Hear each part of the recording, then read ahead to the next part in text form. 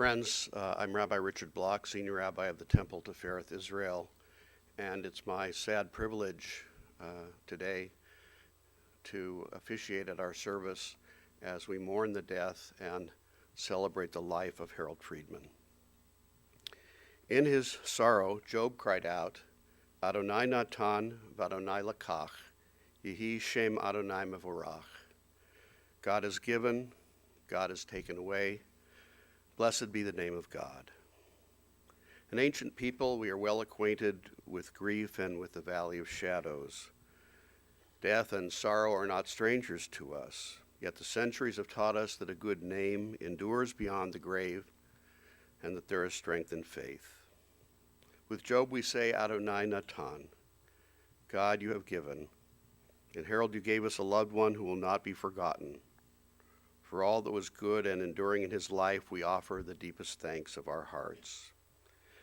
God, you have taken away.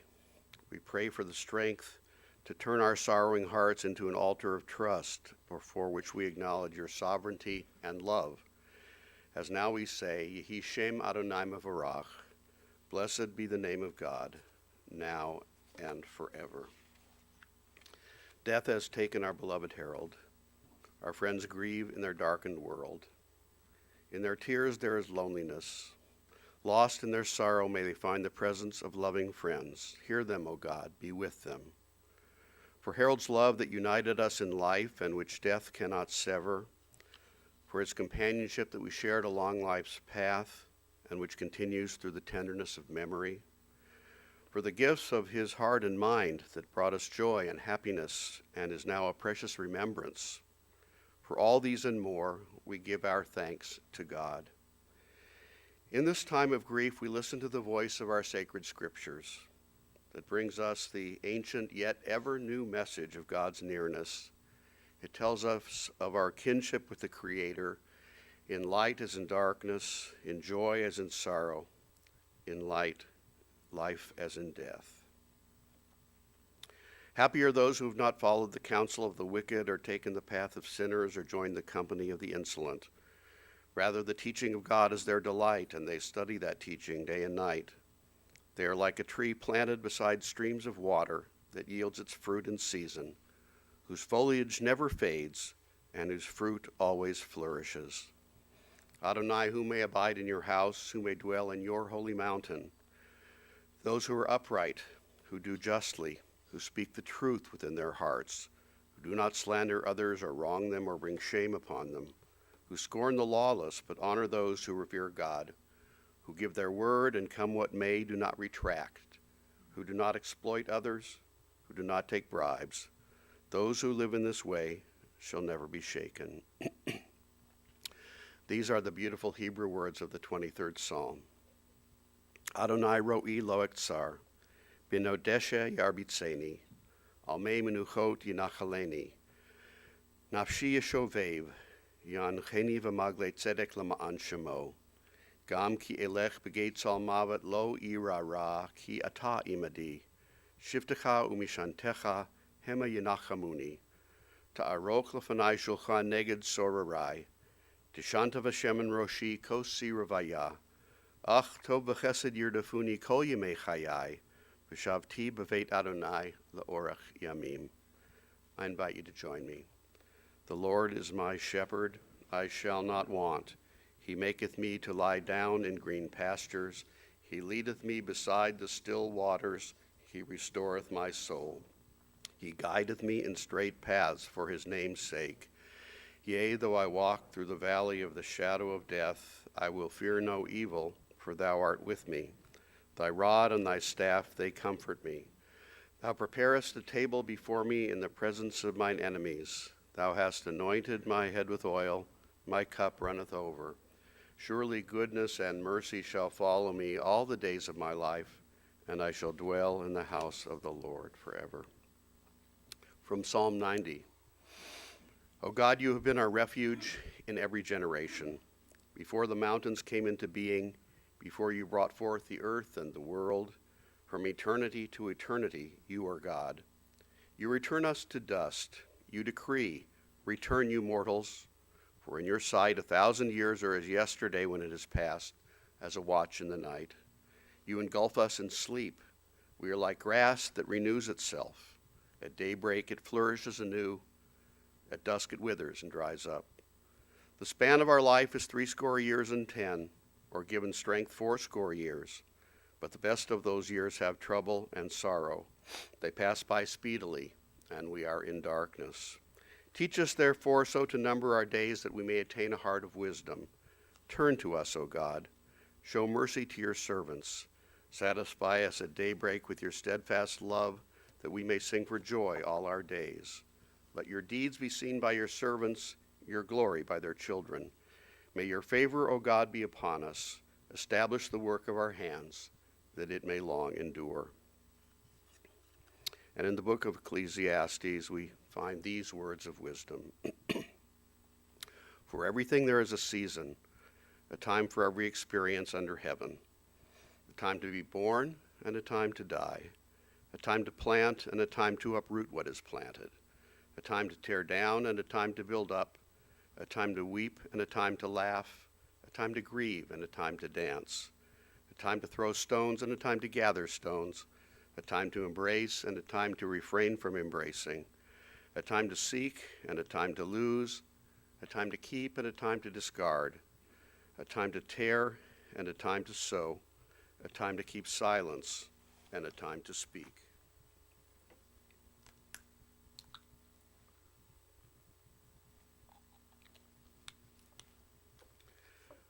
Friends, as you know, this is a time at which our Jewish tradition calls upon us to speak words of gratitude, of blessing, of praise and appreciation.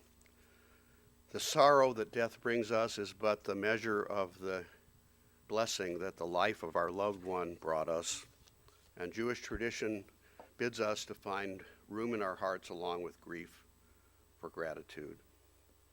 And so we come to remember, to thank God for the life of Harold Friedman. Harold, as you know, was a most remarkable man who led an honorable, meritorious life, a distinguished career in the law, a phenomenal record of leadership and public service. He was a loving and beloved husband, father and grandfather, brother and uncle. At the insistence of his devoted wife, Nancy, of 55 years, Harold wrote a brief autobiographical statement detailing the highlights of his educational, professional, and communal achievements. And I want to share some of those with you. He graduated from Cleveland Heights High School in 1952, from the Ohio State University summa cum laude, where he held leadership positions and received numerous other honors. He graduated at CWRU Law School, where he earned Order of the Coif and was chosen editor-in-chief of the Law Review. He served in the National Guard, then launched his legal career. From 1981 to 2014, he practiced real estate, corporate, and tax law at Ulmer & Byrne, was the first chair of its real estate group. He was included in the first edition of Best Lawyers of America and in every edition thereafter until his retirement. He received Cleveland Bar Association's Bob Rosewater Memorial Award. His community leadership included service on numerous boards, including the Jewish Federation of Cleveland. He served as vice chair of its endowment committee, and his leadership ability and Jewish commitment were recognized early as he was awarded the prestigious Marvin and Milton Kane Leadership Award in 1974. He served as president of Metro Health Foundation, of Cleveland Hillel Foundation, of Jewish Vocational Service of Cleveland, of the International Association of Jewish Vocational Agencies, and on the boards of Big Brothers, Belfair, Jewish Family Service, the Bureau of Jewish Education, and not least, Temple Tifereth Israel. Wow. If we knew nothing else about Harold, we would know from this impressive list that he was a consummate professional, brilliant, generous, and communally minded, a gifted natural leader who earned widespread respect and trust. But he was infinitely more than can be represented on a resume. Harold's desire to help others was not driven by ego or ambition. He was proud of his achievements, but he was essentially a modest, humble man. A child of immigrant parents, the first in his family to go to college, his desire to help and guide and mentor was at the very essence of his being. His family, his professional colleagues, his clients, his partners in nonprofit endeavors of both the Jewish and general community recognized in Harold a wise and thoughtful mentor, reliable, responsible, consistent, steady and solid, with vast knowledge, high integrity, deep intellect, always offering sage, helpful counsel. A man who was always more interested in others than he was in himself. Harold and Nancy met through a friend while she was a student at Wellesley. But their relationship really began to develop when Nancy's mother read that Harold had scored first on the Ohio bar exam in the summer of 1959. And she wisely, one might also suggest cunningly, suggested, or perhaps instructed, Nancy to write a note of congratulations to Harold. This led to a course of correspondence and then marriage in 1961 at the Temple Tifereth Israel in Luntz Auditorium by Rabbis Abba Hillel Silver and Jack Herman. Nancy was attracted to Harold's intelligence, his wide range of interests, his maturity, and good values. Their relationship just felt natural. She could tell that he would be a good husband, father, and partner in building a family and a life, and someone to whom she could look for advice. Nancy described their marriage yesterday to me as a good marriage, an excellent marriage, with a relationship of give and take. In many ways, they were polar opposites who complemented each other beautifully. It was a marriage for better or worse, richer or poorer, in sickness or health, until parted by death. Throughout the years, they enjoyed travel and dining out and cultural activities, art, music, and theater, though Harold enjoyed some of those, especially music, more than Nancy. She was a good sport. And they loved and enjoyed doing things with their 3 kids and 8 grandchildren, attending countless contests, concerts, and plays and games. Harold, like Nancy, was deeply interested in and tremendously proud of each and every one of them and reveled in their every accomplishment. A tremendous commonality of themes emerged when I gathered with the family yesterday. Harold will be reminded as a voice of reason, 100% father and grandfather, 100% mentor. They gratefully recall how they depended on him for advice and consolation and steadfast, unwavering support. How their trusted confidant was their beloved father and grandfather, literally to his last day. How generous he was with his time and resources. They will always recall his amazing memory for places and facts, his sense of humor with an occasional touch of sarcasm, his love of music, which inspired them to take up instruments themselves, his love of learning, which led him to take classes at the JCC, Case Western, and the Temple. How his confidence in them and his inspiring example helped them achieve more than they thought they could and become the people they are or choose their career paths and life paths. They will always remember how brave and uncomplaining he was during the years when he dealt with a terminal illness and the awful side effects of treatment, how he refused to indulge in self-pity or give in to it, and maintained, despite the struggle, a good mood, a matter-of-factness, a positive attitude. How, at every step of the medical journey, he simply did what had to be done and moved on, determined to live his life to the fullest possible and continue to do what he loved. Toward the end, he courageously refused further treatment. He didn't want to live on a ventilator or be dependent on others for his basic needs. How he just spent the last 8 months of his life making sure that every member of the family felt taken care of, and that they and the organizations to which he was devoted could continue to function after his death with as simple a transition as possible. Debbie will forever be grateful that her dad was as much a father figure as a grandfather to her girls, a tower of strength and love in a very difficult time. Jay compared his dad's quiet temperament to the E.F. Hutton commercial. When Harold talked, people listened, and recalled his telling him that he had never had a day of depression in his life and he wasn't planning to start. As the youngest, Susie was the only child at home for several years. In many long discussions that she had with her dad, who made her breakfast every day, she learned how liberal he was, how accepting of people, how important social justice was to him. And when she became a law student and then a lawyer, he was a treasured resource and a peerless mentor. Rachel, the oldest grandchild, will always remember Harold as a strong father figure. She feels so lucky to have lived down the street and wouldn't be who she is in terms of academics and interests or doing as well without him. Harold taught Sarah a lot, including the perspective on life that everything is relative. She observed that he didn't have to go out of his way to help others and care for others. It was just who he was. Elise admires his leadership and helpful advice. He taught her how to advocate and stick up for herself and helped her recognize what she really wanted to do and be as she grows up. Rebecca's own community involvement was influenced by her grandfather's. Seeing how he touched so many lives, she wants to do that with her life. Gabrielle will cherish special memories of his thoughtfulness and recalls how her grandfather would come to, and grandmother would come to any game, every game she played with the band, even when it was cold outside, even when he grew increasingly frail. He always remained interested in her, in what and how she did. For Leah, her grandfather was more than anyone the person she most wanted to impress.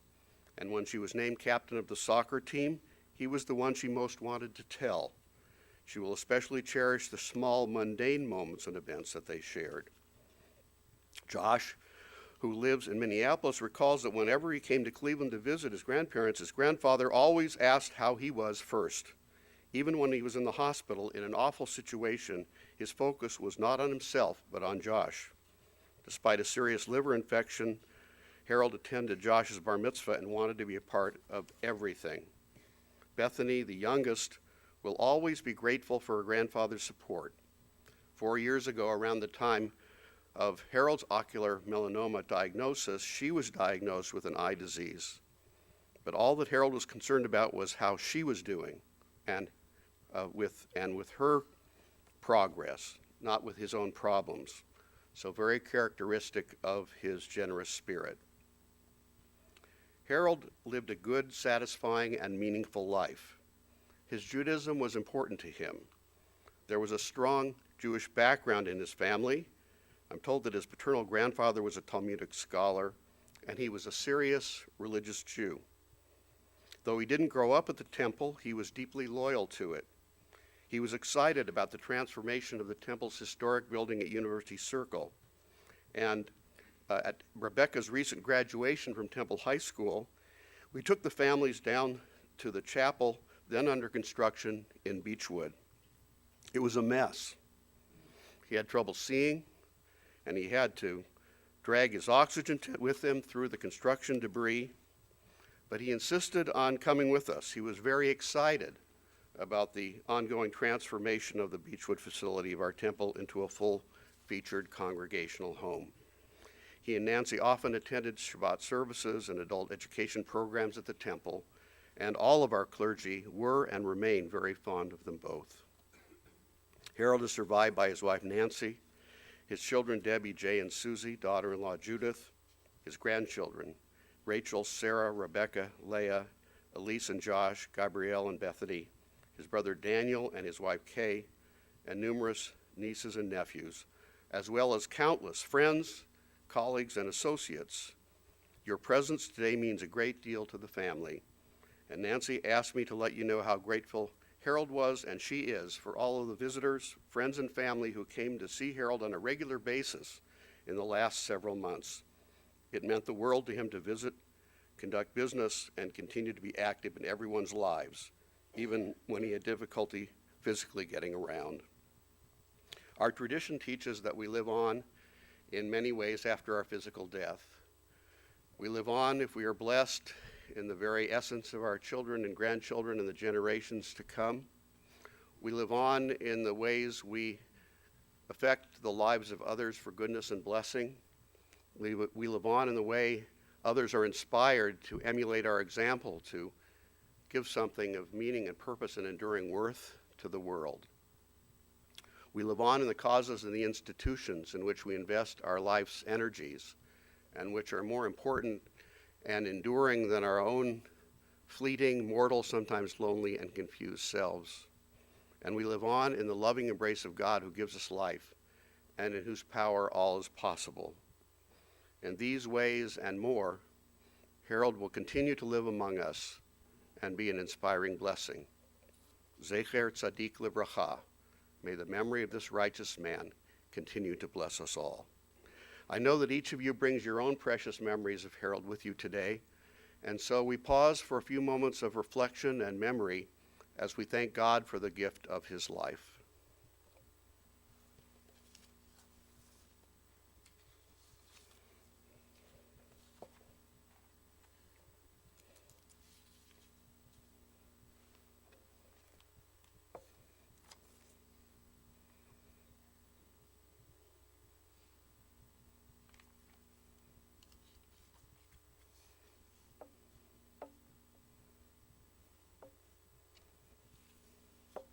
We ask you please to rise as you are able.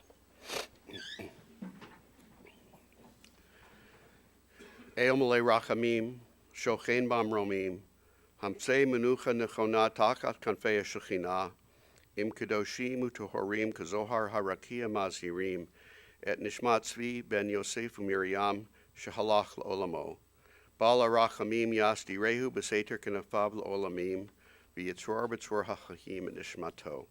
Adonai Hu Nachalato, V'yanuach B'Shalom Al Mishkavo, V'nomar, Amen.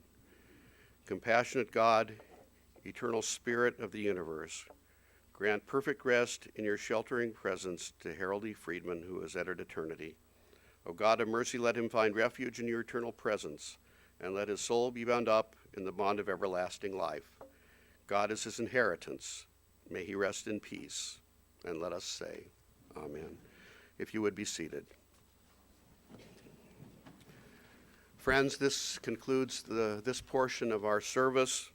We will be continuing with the interment at Mayfield Cemetery immediately following, and those who wish to visit with the family are invited to do so following services until 4 p.m. today, Saturday evening from 7 to 9, and Sunday from 4 to 7, from I think 1 to 4 and 7 to 9, if I'm not mistaken.